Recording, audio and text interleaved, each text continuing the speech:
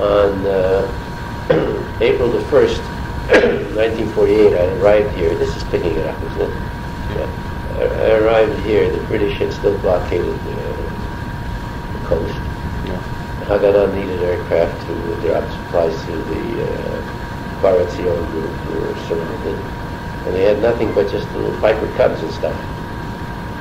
So Haganah bought a thing called a Norseman, high-wing monoplane. שירות האוויר. Well, it was Haganah that bought it in Europe. It was not for sure over here, but I'll tell you when we got here. It was a high-wing monoplane, single-engine propeller, fixed landing gear, constructed designed to fly maybe 350 miles distance. It was used, built I think in Canada, and it was used to move officers, high-ranking officers, for different parts of the battlefield and stuff like that. Okay. They bought a number of them. There were two of them. Because now I'm telling you how I wound up here. And first time I saw it was in the airport in Rome. I'd never seen one before. Two of them. And we were supposed to take it to Palestine. So we flew it down to Brindisi. Down there? Brindisi, Italy. It's a southern part. I'd never been in one before. I didn't even know it, but you know, it's on-the-job training. Yeah. The problem was that we couldn't land this airplane anywhere along the coast, say from Italy going down to Palestine, because there was an embargo. It would be confiscated, we'd be arrested. So the idea was you have to fly it direct.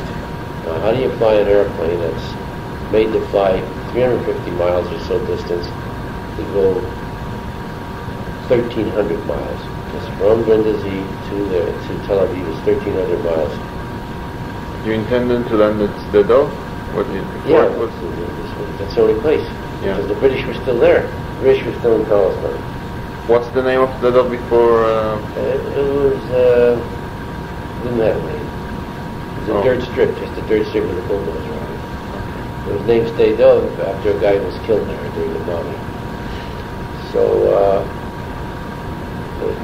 some technicians took out the back seat, 4 seats, and 2 pilots in front. There was 4 seats, and they put in a great big rubber tank and filled it with a pipe leading into the moon tank of the airplane. Okay, it's called a flying bomb. Yeah. Now the problem then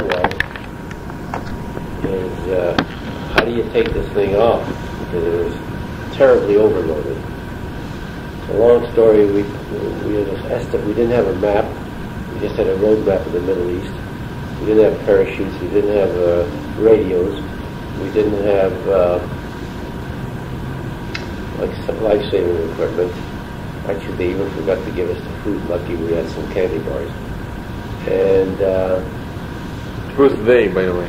The Haganah people, or whoever was running it. And the other airplane was flown by a guy called Coleman Goldstein, Captain Gold, who became an El Al captain subsequently. And if it wasn't for him, I wouldn't be sitting here. I mean, he knew what he was doing. I had no idea what I was doing. He was next to you in the plane? No, he had the other one. The other plane? Yeah. You flew in... Yeah, followed, loose. So the whole idea was, the plan was to fly sort of like a circle, half circle, 50 miles off the coast of where we're going, so that in case something went wrong, maybe we had a chance to get saved. So we estimated our ground speed at about 95 miles an hour or something. And the first checkpoint of some little islands, Goldstein figured out impossible because the ground speed, the winds were more than we expected, so the ground speed would be like 80 something. We'd never make it. So he, and by the way, it's in that book. Did you ever read that book, No Margin for Error? Is there a Hebrew version of this book? Yeah, the Hebrew version. It tells the story, by the way. The guy researched all these things for years. Anyhow, so about 1 hour out, or at the first checkpoint, he realized you're not going to make it. As this guy calls it in there, deadheading. You know, deadheading in flying is when you just go by compass and you aim. Because there's no other way of determining. Yeah. I tell this story when I lectured once to the staff and command college over here by the country club, the Hill here, to try to have somebody relate to what went on there. I said, visualize that you're in the first class in the 747 jumbo. You get in the seat, strapped in, takes off, but you can't leave the seat for 11 and a half hours, which is the time it took us to make that flight. You can't go to the Sheraton, no food, nothing. You're strapped in that seat for 11 and a half hours, first class. Yeah. Got that idea? I said, well, we were in that seat 11 and a half hours, watching that single propeller just spinning around. If that thing just stopped 1 second, we're dead. And, but I was, 25 years old, and there's a lot of things you can do when you're young that you can't do later because you're not thinking about the consequences. And all you're thinking about is the importance of the mission. So anyhow, 11 and a half hours. By the time we got there, it was dark. It was April the 1st. This is background information. I'll tell you. The Arabs were shooting from Jaffa. There was a battle going on there. And nobody realized that we were coming. And Azer was in the Park Hotel or someplace, sitting with some people, and we were circling Tel Aviv. It's called on fumes. There was no fuel left. He was just breathing the last second. Yeah. He was alert enough and realized instantly that it's got to be ours. Who else would be doing it? Jumped in the car, drove out to where the strip is now by the tower, and put some lighted oil buckets. Well, but it was primitive, not to be like they are now, but whatever it is. That's how we arrived. Question I have sometimes. First of all, I wouldn't do that flight again if somebody offered me $10 million.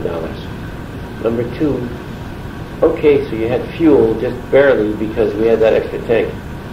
Something I could never understand, and I asked technical people and nobody can give an answer. Other than, well, it's like the Hanukkah candle oil. Oil! I mean, how does a tank of the container of oil for that engine for 11 and a half hours and it still had oil? I don't understand it. I mean, you burn up the oil. Yeah. How does it last 11 and a half hours? Okay, maybe it's the guy upstairs with the long white beard says, okay, we'll get you there. Didn't you think about that when you took off?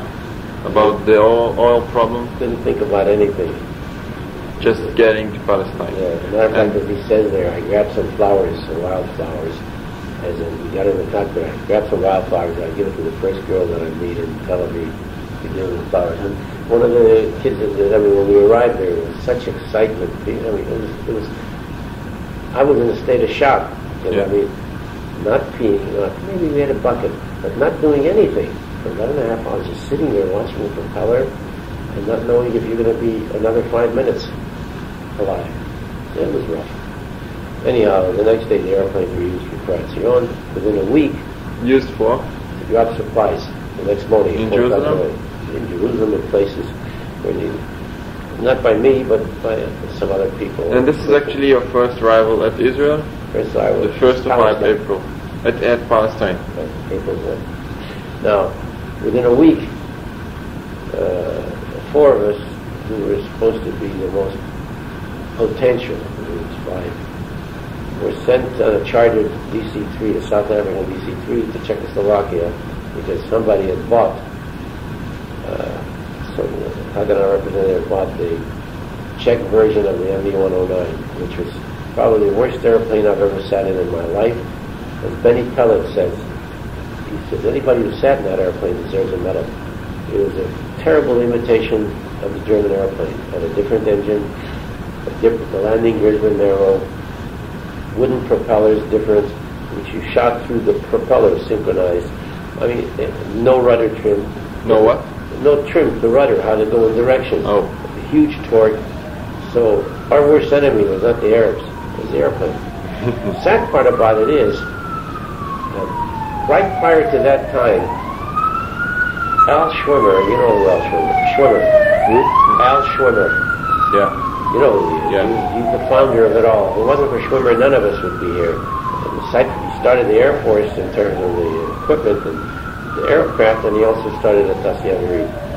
He made a deal with the Mexicans for something like 50 P-47s. You know what a P-47 is? It's the same engine as I use in the Corsair when I flew in the Pacific.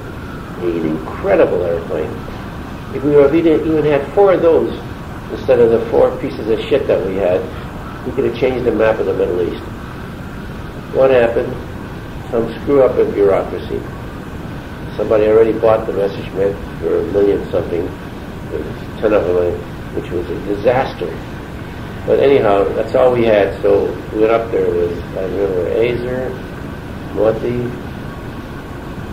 Eddie Cohn, there's a guy called Pina Ben Porat, who never had flown anything but a Piper Cub, so he crashed right away, that ended that. And then there was, I think, another guy called Rubenfeld later. He did just one flight here and then left. Maybe a lot in the sugar, but most of us were, to some degree or another, crazy, because it takes who else would do the things that we did. Yeah.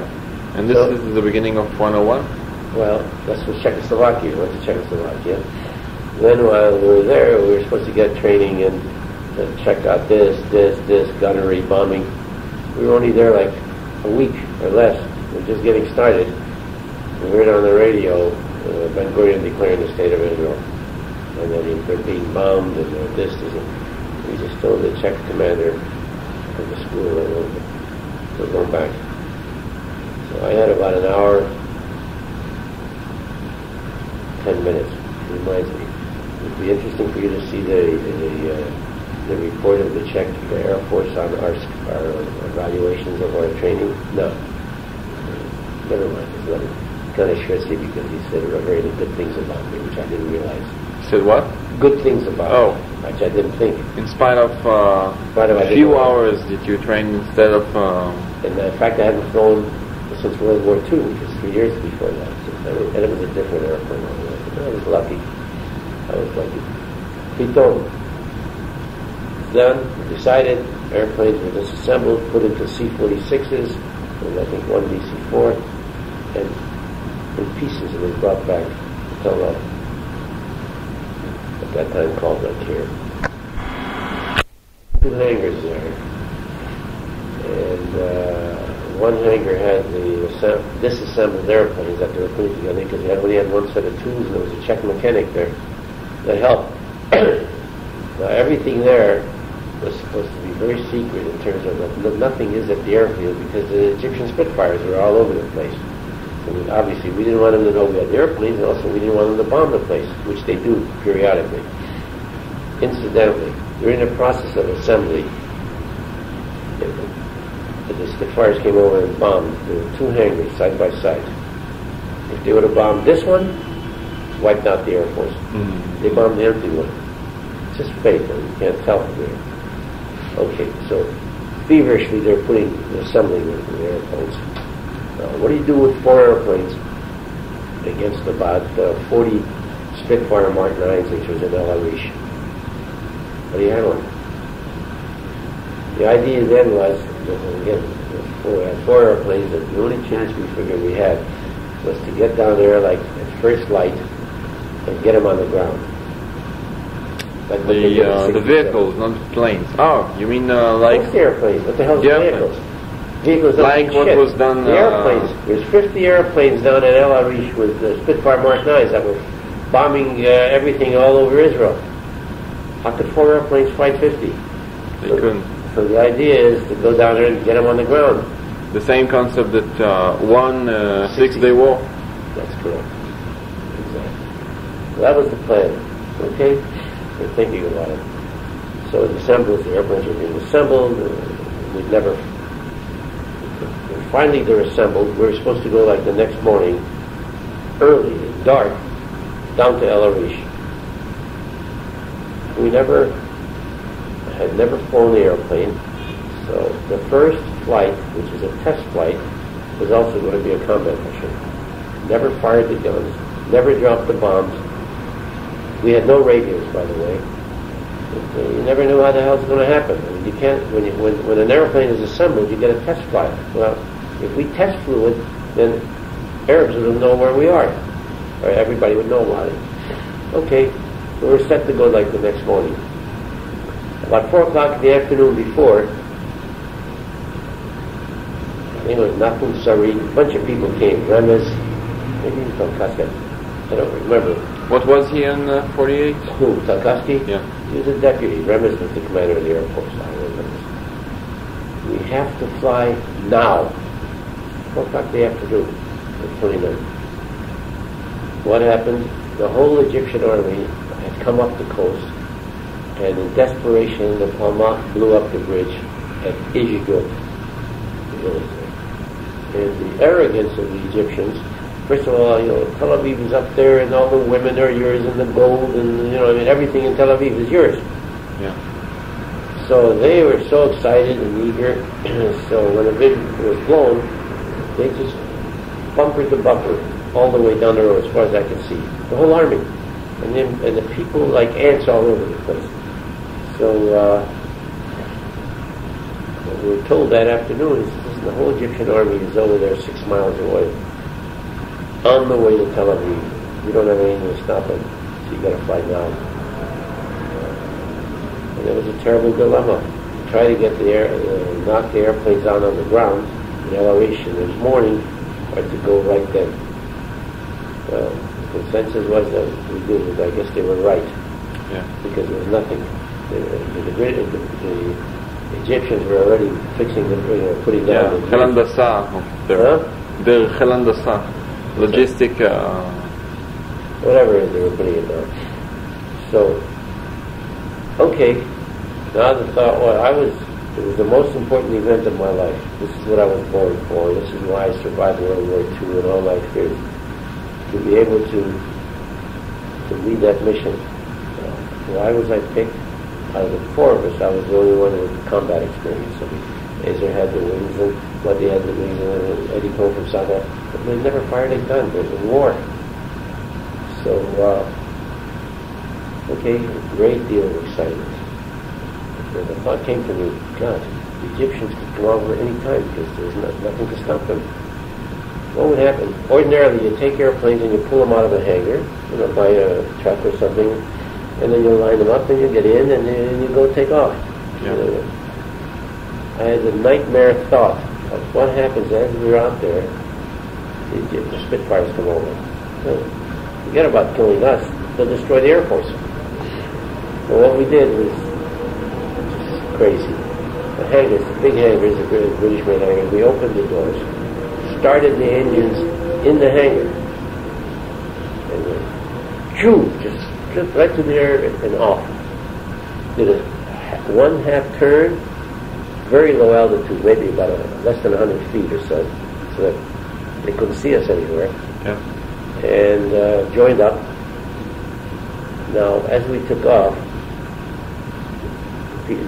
all the people that were assembling the airplane were sheer big excitement. Some people went on the roof to see it on the hangar roof. For me, it's a blur because the adrenaline was flowing. It was the culmination or the end of everything we've been dreaming of. And for me especially, my family was destroyed in the Holocaust. I had 14 members lost in it. So for me, the motivation was to fly an airplane with the Magen David, to give back, to fight the enemy. It was the highlight of my life. So anyhow, took off, went out toward the sea and started a half turn. Slight problem. We had no radios, right? I've only been here. I've never seen this. I know it was south something, but we didn't know quite where. I mean, it's a village. How can you pinpoint it?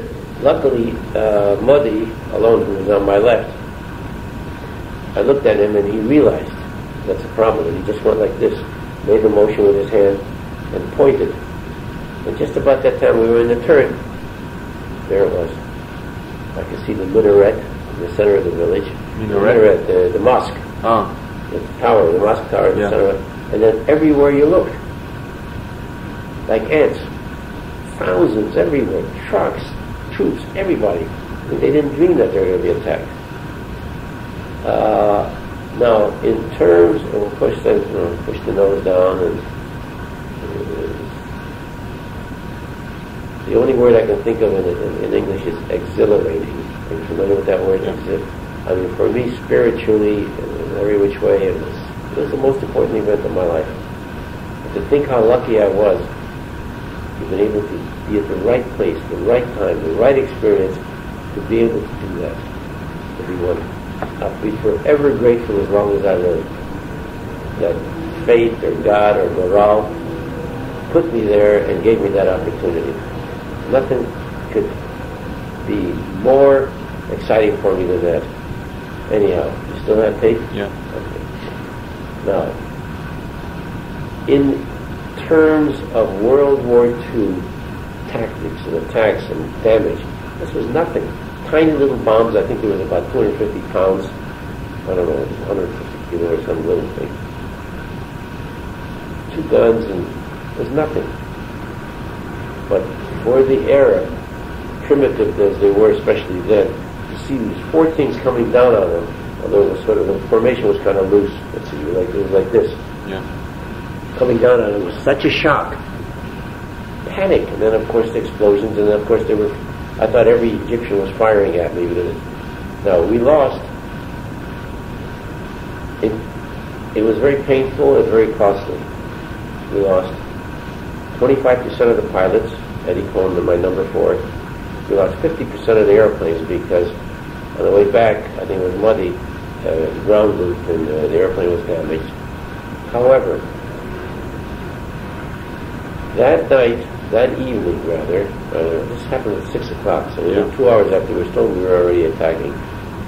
The Egyptian commander of the forces radioed back to Cairo, and this is history.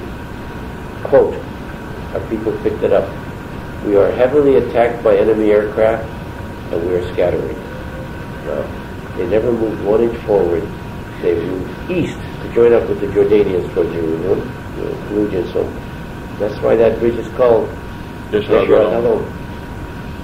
It was painful because for us, we were like a band of brothers. You see, in World War II, when I was at the Marines, I did my missions in the Pacific, and people get killed all the time. Crashes, shot down. And the only thought you have is, oh, it's not you, but you survived. Thank God you survived. Of course, I didn't have the responsibility. I was just another pilot. Problem here was, we were emotionally tied like a band of brothers. Over there, when somebody gets killed, there are 25 airplanes that take the place and maybe 50 pilots. Here, we didn't have anybody that first period. So it was a terrible loss. It was like a piece of your heart breaking. But it worked. It worked. What happened to him, to Eddie? To who? Eddie Cohen. Well, it's not clear because there's different versions of what happened. I mean, I never saw him after we went down into the dive, and he was back there. I never saw him again. Yeah. Now, we dove down, and we did what I call a clover leaf. Shooting, stayed close to the ground, because the closer you are, the harder it is to shoot you, because speed. Up there, it's slower, so it's easy. So we stayed down like this, and this, shooting with your guns jammed or whatever. I never saw Eddie after.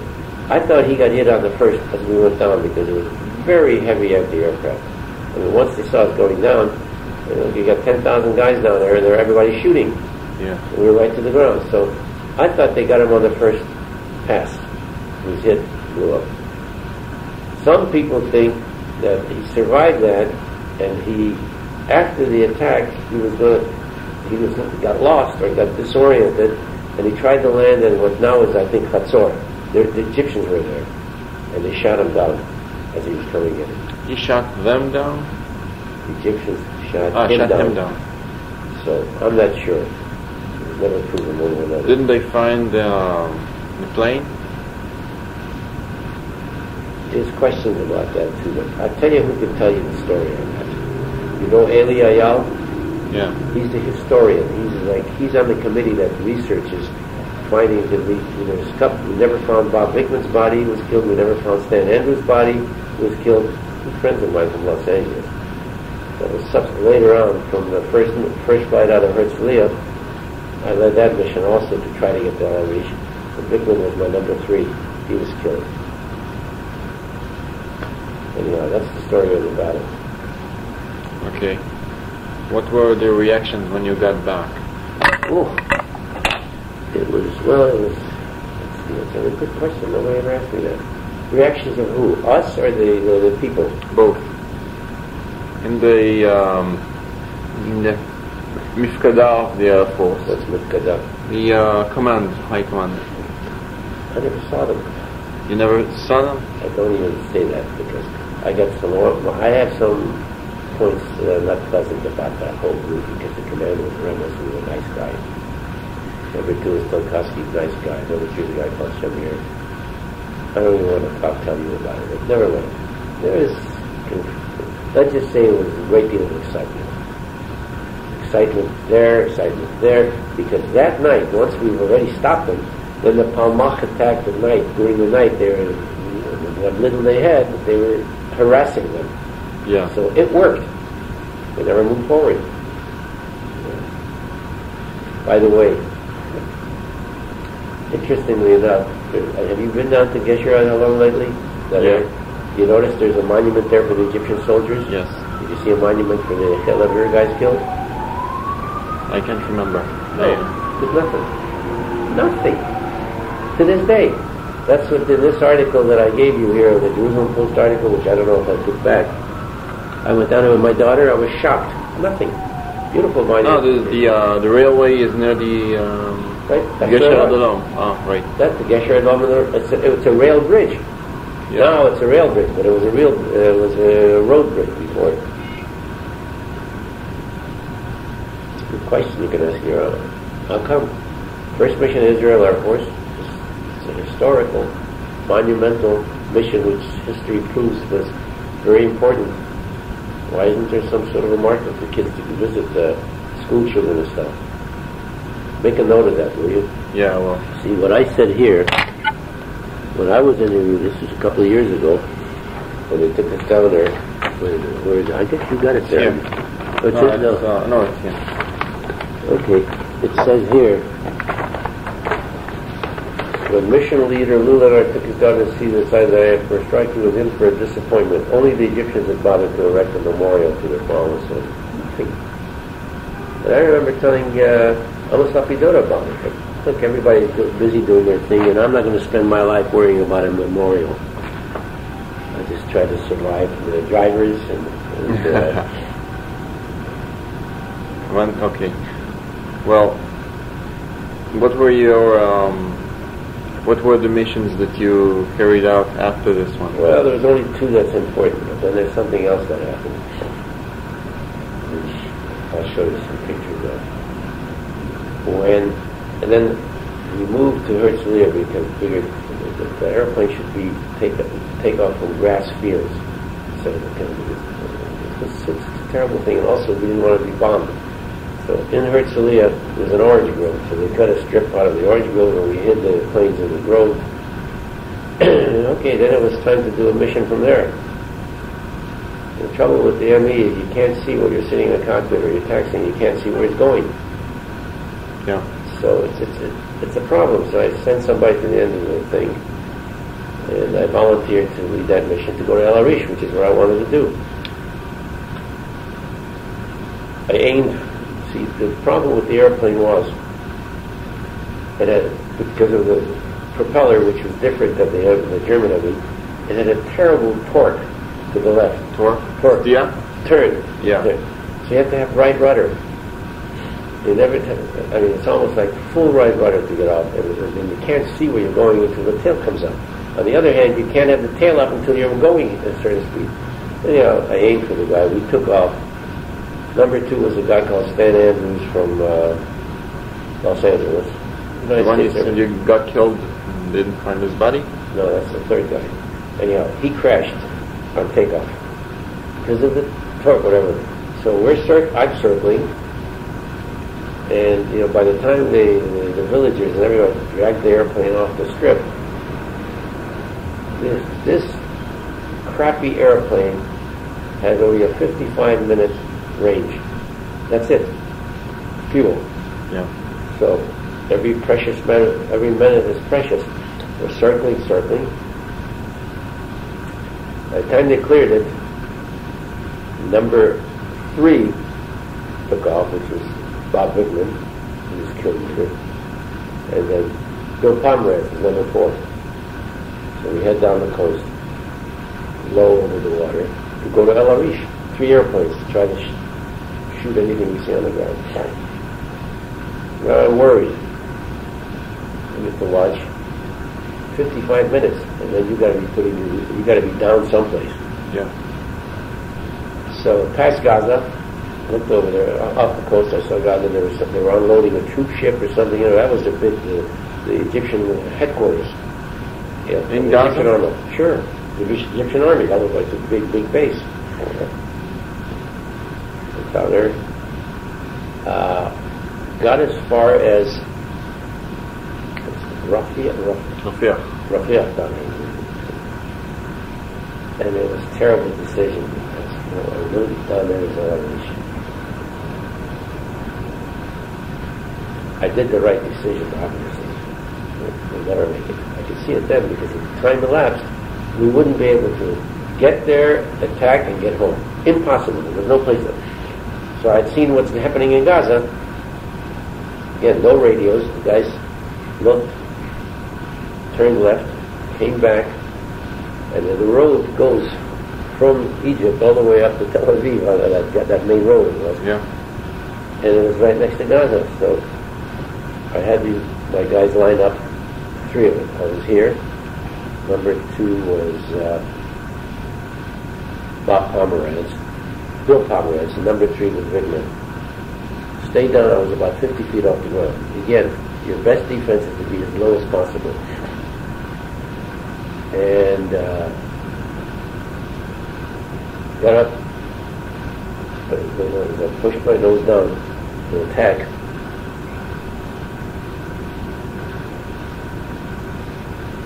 Okay, you attack whatever, you did the attack. Yeah. I came back up, there was no difference. Let's just do this. Now, again, the conjecture that what happened. He was very tall. To land that piece of shit was always a difficulty. And to land it with wheels out, I think he shot the propeller off, which it happens. It happens because of that airplane, because it's synchronized, and the propeller, you shoot, and it hits the propeller. Yeah. And that shows you what a disgustingly terrible airplane that we had. It's not right. If it's synchronized, then it shouldn't. Yeah, shouldn't. Synchronization always works? Obviously it doesn't. In the original ME-109 it does? It was not synchronized. The ME-109 didn't shoot through the prop. They had their wing guns. Oh. The only time they shot through the prop was in World War I. It's primitive. It's absolute shit. So I think he shot the prop off. He was 50 feet, and he made a crash landing. And it turns out subsequently, years ago, and Ellie knows the story, Ayala, because he researched it. Apparently, Vickman survived because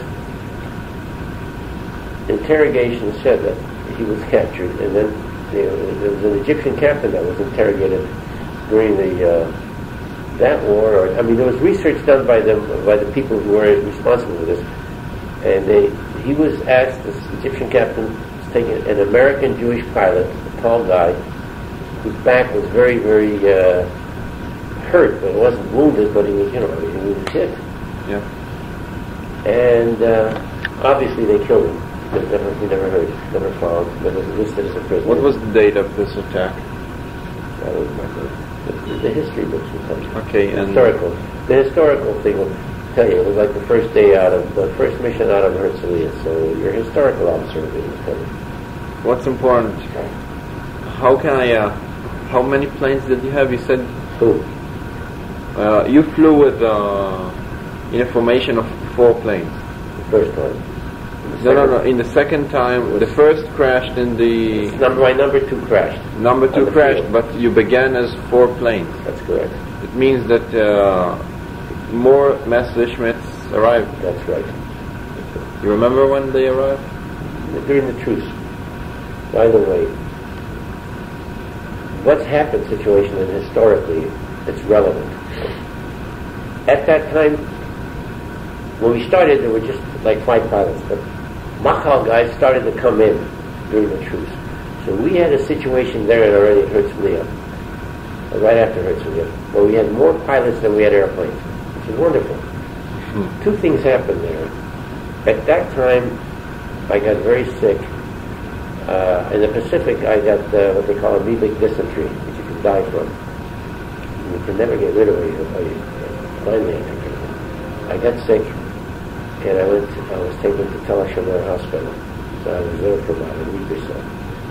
Then, meanwhile, pilots were coming in, and it was really growing. Somewhere in June, during the summer? I think so. Or late summer. And then, when I got out, I was still taking medication. Then I thought about the problem of flying Messerschmitts in battle, not having the range. Even when we got radios, the range. Now, my expertise in the Marine Corps was, we, the Flying Corsairs, was ground support. That's number one responsibility of the Marine Corps aviation, is to support the troops. That was my expertise. I thought, geez, we don't have that. Why don't we do it? So I proposed it to Remes, who sent me then, I think it was to Yadin, and I'll show you a picture of it now. I proposed that when the airplanes leave Herzliya, they check in with me, and I'm like, well, yeah, you're advanced. And I control them from the Jeep, from the battlefield. So I wound up with a Jeep, no windscreen, a span-down machine gun welded to the hood, a base of 50 caliber in the back seat, 2 Palmach gunners, and I had a radio operator, and me driving. And we'd go to the battlefield. That's where I met Rabin, and I was on Itzhak Sadeh's staff, the only foreigner on Itzhak Sadeh's staff at the time. It was really a wonderful experience. I spent 4 months with the Palmach, which was pure, absolute purity. And I dig the Jeep in at the battle. So I was in the Battle of Hulukad, Beit Jibrin, Iraq, Sudan, twice, the last 2 battles, and Operation 10 Plagues, which went through the Negev. And it was really a great experience to control it. And Stan Andrews got killed that way, attacking the bullfighter, the Iraq Sudan fortress. I was in control of them. This is what's called the Ktin Siwa Aviri. Ktin Siwa Aviri. Ground support, something like that. Sure. It's very important. We know it from all the wars now. This was the first unit in Israel Air Force to do that. I will show you now a picture of what it looked like. And so I was busy with that. It was, the Air Force was forming and building and stuff like that. So most of the war you were on the ground? The latter part of the war, yeah, that's right. And because, like I say, they didn't need another pilot. There were lots of pilots coming in. Didn't you want to pilot? Didn't I want a pilot? I wanted to win the war. Okay. I did piloting in World War II a lot. Nobody was doing what I proposed, and for me it was a huge challenge, and it was interesting. But I was a crazy Michiganer even in World War II in the Pacific. On my day off from flying, I'd go with an infantry out on patrol. Because I started in the Marine Corps, not as a pilot. I was first 3 years as an infantryman. I didn't get my wings in the middle of the war, and then I got my wings, and then I went overseas as a fighter pilot. So it was part of my Mishigas, but actually that was very important. And for me it was a wonderful experience. I mean, I was with people. That's how I met Yitzhak Rabin. When did you meet him? Oh, it was down there when I was at the Palmach. He was operations officer of the Palmach, and I was with him during all the battles, because I was controlling the air action, trying to control it. What did you do? Can you describe a battle from the point of view of an officer on the ground? Sure. You get enough tape? I got about an hour, extra hour. So you remind me also to give you a picture of this. I can give you an example, 2 examples. One, by the way, to remind me, I'll tell you the story, which to the end of his life, Yitzhak Rabin is a good friend of mine, and vice versa. Whenever he'd introduce me to important people, he'd say, Lou came to help us in the War of Independence, and he gave me his flight jacket. We were in a bunker looking at Fallujah, Beit Jibrin, and the whole Egyptian army was there. and we had like 2 Cromwells, and it's going to be an attack. We have to break through to the negative, which we did, of course. It was cold. I think by then it was October, but it was night. What's exactly Cromwell? Cromwell is a small little tank. Oh. They were using water stolen from the British. That was our whole tank corps, 2 of them. So it was like 4 o'clock in the morning, and we were looking, the battle was going to start like in an hour. And I saw it was really cold. And I saw Rabin, and his wife knows the story also. I think he may still have it. They were trying to find it to auction it off. I had a beautiful Marine Corps white jacket. It's leather with a fur collar. And he was wearing some sort of a sweater, which was kind of raggedy or something. Because before we had all these good stuff that Sahel has now. He's looking at me, and I guess he spoke maybe 6 words of English in those days. I looked at him. He's looking at me, and I said, "You like it?" I unzipped and gave him my flight jacket. At the end of his life, he always tell that story. Rabin. Anyhow, so in that, all right. So the battle started, and of course we got our troops got stuck in there, and Rabin got rid of his jeep driver, and he drove across the battlefield all by himself under fire to extricate our forces out of extricate, take them out. Oh, So he was an incredible. He was a great patriot. He was a courageous leader. Oh, he was a very special person, and he was my dear friend. Now, to give you an example of what we did. There was another battle. We were always trying to break through the Negev, because up to then they were only being supplied by airplanes, by Dakotas and stuff like that. Okay, another battle starts to attack, to try to break through that same area. Now I climbed the water tower at Nekba with the communications and to observe the battle so that I could tell Mitzayim to what we need. I climb up. Have you ever been on top of a water tower? yeah. It's not very pleasant. It's very exposed. And Asa knows this story. The Egyptians were shooting at the tower, and I'm on top of the tower, and I'm trying to communicate with them. Shooting only from the ground, or from the ground? Yeah, there was no airplanes there. And I'm yelling into the Kesher. Send down the hammers. The hammers is the B-17 or something. We need help. Come. Meanwhile, in those days, the Air Force, I think they closed between 12 and 4, and they had men as clerks. So I'm calling. Somebody answers me, and all I can hear on the voice is "Ma," like a cow going "Ma, Ma." And just about that time, I yelled in there, "This is Lennart, goddammit!" Lisa calls me all the time, "Hi, Lennart, goddammit." A guy, Arya Rosenblum, who became Judge Advocate General later, just happened to go by, picked up the phone, and he heard this voice yelling, "This is Lennart, goddammit! We're under heavy fire. We need some help from the Air Force." Blah blah blah blah blah. Okay, that's the job of what they call a forward controller or forward observer, and we have it now, of course, all over. And so I was in about 5-6 battles just doing that, and I won in Operation 10 Plagues. They bombed the C-46s threw bombs. One of them came right on top of us. And, but for me, being down there was a human, spiritual experience. I mean, those days, the Palmach was the purest of the three. I mean, you would sleep under the Jeep at night to keep warm and live in tents. Matter of fact, I got a picture of me in front of one of the tents. So that's basically the story.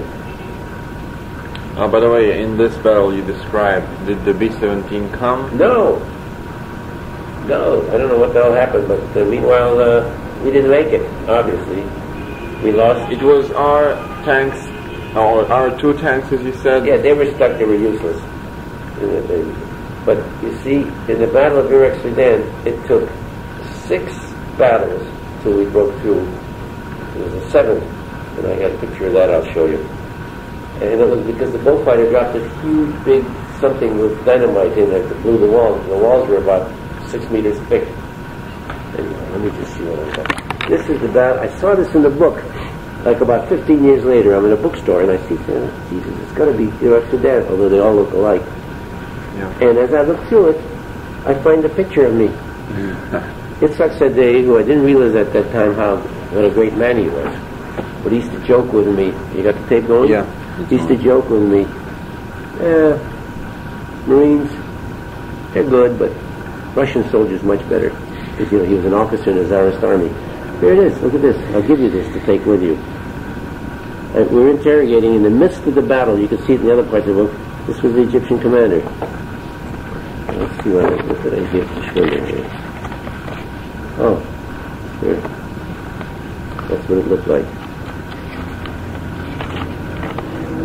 By the way, I took this someplace and this was blown up for me about that size. It's very clear. It works. It blows up. So you see the 2 machine guns? Yeah. This is a... These are Haganah people? Palmach. Palmach. This is the Palmach gunner. This was the other gunner in the back where I had a 50 caliber machine gun. This is a Spandau, 30 caliber. And I drove because I didn't trust anybody else to drive it. I think this guy was an intelligence officer. You can have that too, in the envelope.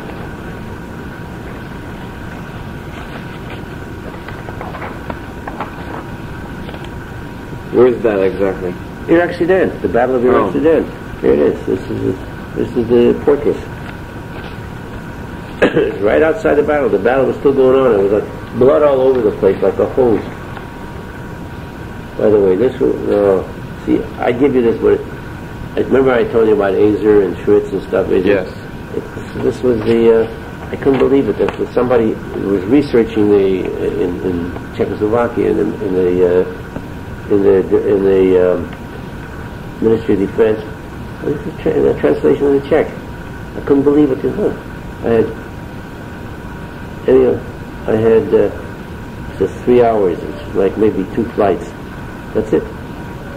They said here, to accomplish training, you need high altitude flying, live gunnery, and bombing. Never did it. Not at all. But I didn't realize, and look at the telling. I'm shocked and pleased what they said. The guy, experienced and able pilot, disciplined and satisfactory self-confidence. By the way, I was the first one to check out because I was the oldest. I was 25, and I was the only most experienced guy. Recommendation for posting as a fighter squadron commander. Jesus. All-around assessment, their flying pilot course, excellent to good. So it's luck. Young man, I'm here because I survived, not because I was better or it was more tough. Luck. Pure luck. Goral. And maybe there's a guy upstairs who...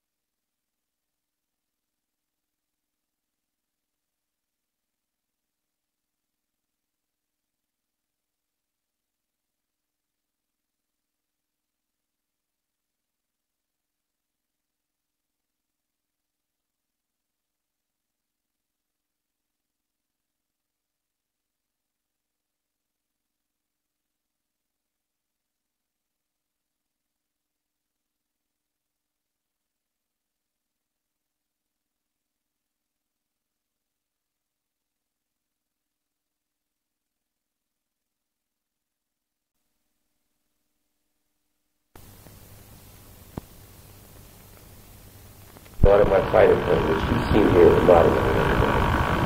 You'll show it to me later. Okay. I was blown out of the plane. I was hit by another plane. He blew up and killed. I was at 800 feet, like about 300 meters. I couldn't get out of the airplane. I was trapped. The airplane was on fire. I was half in and half out of the cockpit. My face was smashed. Later on, my leg was smashed. I couldn't get out. I saw the trees coming up. The tanks blew up, blew me out. In the parachute that we had in those days, you need 1,000 foot of altitude. It's a little about 350 meters. and then you count, and then you pull it in. I was at 100 meters. If I would have gone out the way it's supposed to, I'd have never made it. The explosion blew me horizontally, not vertically. And as it blew me out, I don't remember anything. I was like semi-conscious. Parachute popped, and I hit the ground on a half oscillation. Well, obviously, everything. This is when you smashed your knees? Oh, everything. Knees. From here down, it was, my leg was falling. Everything was broken and torn, and they told me I'd never walk again, I'd never fly again. And I said, no. When was it exactly? 1943, World War II. During which, well, it's another long story, but never mind. I went back overseas again after that, and then I was in the Okinawa battles in the Japanese war. Look, the point of the story is, I had asked the rabbis one time, I'm not religious. I said, I didn't do anything to survive, which I really didn't. I remember pulling it. I had nothing to do with it. I looked down and I saw the trees coming up, and actually there's a book about it, some scientists, what they call near-death experience. It was panic with the adrenaline and you can't breathe. All of a sudden peaceful. Big sun. A few clouds. What was it? It's called a near-death experience. That's what people have. You think you experienced it? Huh? You think you experienced I know I did. I know I did it. Of course, because it was from a panic and fire and shock. Everything was peaceful. What happened? It blew up. Blew me out, popped the chute, I landed on it, I hit, I couldn't move. Now, I was saved twice. I was saved this way. Now I landed, the airplane hit, it had ammunition, it had this, all kinds of other stuff. And it was a hillside like this, a lot of vegetation, like fall grass. I'm lying there, I come to, and you're supposed to buckle your chute, So I buckled this one, and then it was the pain. I thought my hips were broken. And I passed out again. Now, I was hooked here and here. Chest and the right. My life was saved. Mama. The wind filled the chute and dragged me out of the fire all the way to the bottom of the hill. No explanation. Other than one rabbi, theoretically, when I was a pilot on El Al, he came up to the cockpit. Abba Hillel Silver, he was a rabbi. And we were telling the story. I have no idea how I survived. To this day, by the way, I have no idea. I didn't know it. He says, God saved you so that you could lead that first mission. That's a good story, I accept. Okay. One final thing, and then that's it. One time, some years ago, there was what they call the silver menorah ceremonies, like the Oscars. I make movies here. And they awarded me, serious. And I said, they asked me to speak. So it was the last prize of the night.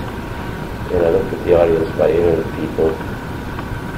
And I said, a few words of Hebrew, Mr. Mahon, I'd better continue in English and thank the committees and so on and so forth. I looked at the audience and I said, emotional Hungarian that I am. No, I was born in Hungary. Okay. I said, I just want to share with you something. The emotional and spiritual feelings I experienced here during the War of Independence have forever changed my life. Ever since then, and as long as I will live, I'm committed to the security and well-being of the people of Israel. And I have a major investment in the people of Israel. My young daughter who lives here goes to school. And that's the bottom line. It really is. That's the bottom line of my life. The emotional and spiritual feelings of being up there in this little airplane, looking back and seeing the whole Israel Air Force with me. It was exhilarating. Just no way to describe it. It was like, this is what I was born for. So I'm very lucky and grateful.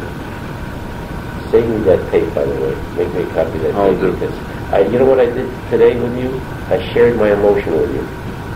So appreciate it. For me to have. I speak to the Agudal Manachayal. I call it my Milah. Yeah. When VIPs come. So So I described the geopolitical situation in the Middle East, the role of the idea, and take them down to a base like Betsor. I put them in an F-16, take pictures, and they all wind up giving money to build things. Family centers, swimming pools, sports run. Two questions they ask, usually, almost always, questionnaire. If the balance of forces were as you described in 1948, how is it possible to win? So not to try to be smart ass or funny, I said, well, the Mediterranean is a long swim. But then I go into the motivation and the reason that there was no place else. They asked me, well, why did you go to Palestine? Good question. I just finished 6 years and 8 months with the Marines. And my answer is the following. On page 1 of my family album is a picture of my mother's mother, who at the age of 70 was shoved into the ovens of Auschwitz, along with 13 other members of my family. I feel and felt that the remnants of the Holocaust had the right to life, some happiness. Nobody wanted them except the Jewish people. And I wanted to help make sure that they had that right. But if not me, who? I was trained in war with the Marines, and the Marines is a great school, one of the greatest schools in the world to learn how to kill. And that's what it is. And this is the bottom line. Okay, Nadav. Can you back up? Marine Corps background. I joined the Marine Corps I graduated high school in June of 1940, before the war, and I joined the Marine Corps that month. At the age of 18. That's right. Barely, I think I was just... Well, why did I join the Marine Corps? I was only 7 years in the country, the United States, and we were immigrants. And all I knew about them is what I read in the history book, that Marines were first to fight. And I knew that there was problems with the Nazis and everything else. And I feel that if there's a war, I'd get a chance to go over there and kill Nazis. That was the whole reason I picked the Marine Corps. I was sent down to Parris Island, South Carolina, and Tiranoot, a boot camp there. It was not like it is now, which is easy. For 3 months, they beat the crap out of you. They march you practically to death. It's an island off the coast of South Carolina called Parris Island. I think of I don't know how many, maybe several thousand, I was the only Jew. Who else would be crazy enough to join the Marine Corps nowadays? I was the only Jew there. But I was in good condition. I'd been working 2 jobs. We were very, very poor. We were desperately poor in Pennsylvania. And after school I had 2 jobs. One was loading boxes on the platform of a shoe company. Weightlifting and loading the box. So for a good reason, where I lived in Pennsylvania was Polish coal miners. And their sons used to beat the shit out of me almost every day because I killed Christ. And I couldn't speak English. I didn't have any idea who Christ was. But I learned, you killed him. But I learned one thing.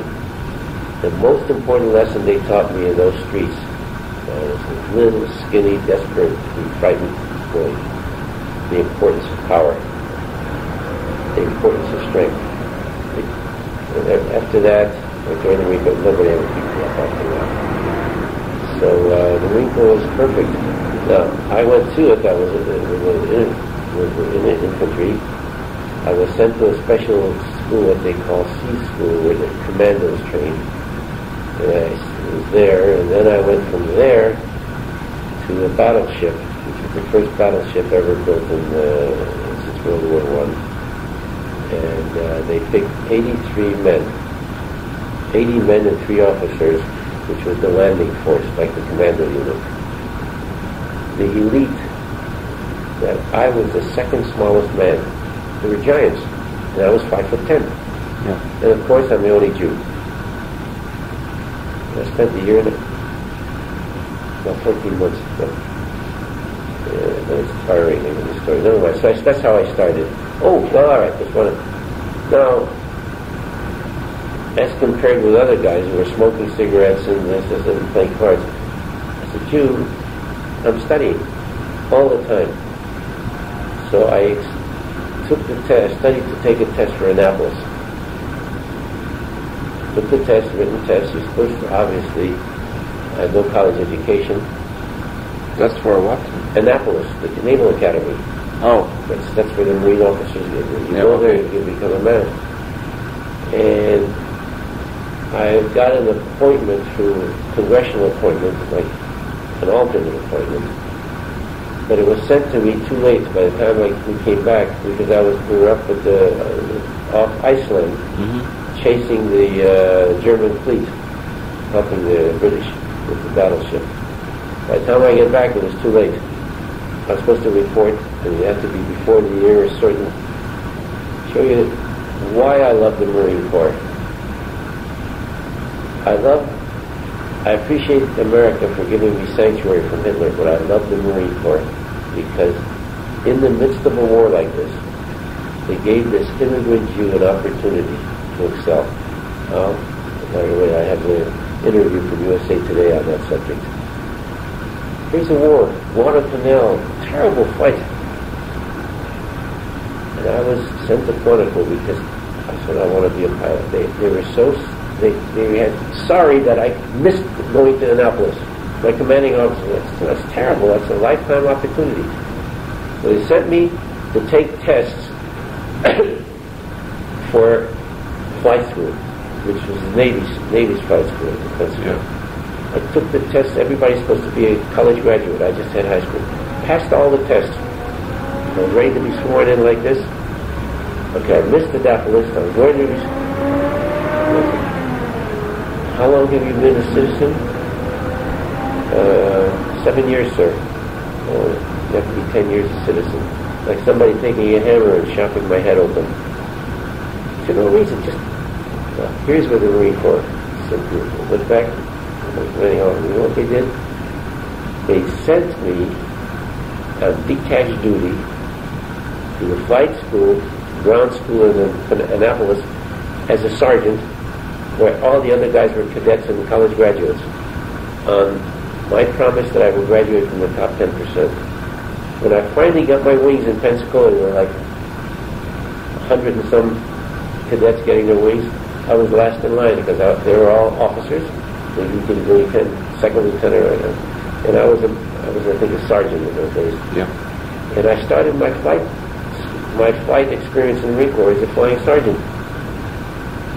However, I was more experienced because I was a regular Marine Corps. And I was leading guys, officers, so they didn't like that, so I was recommended for a commission.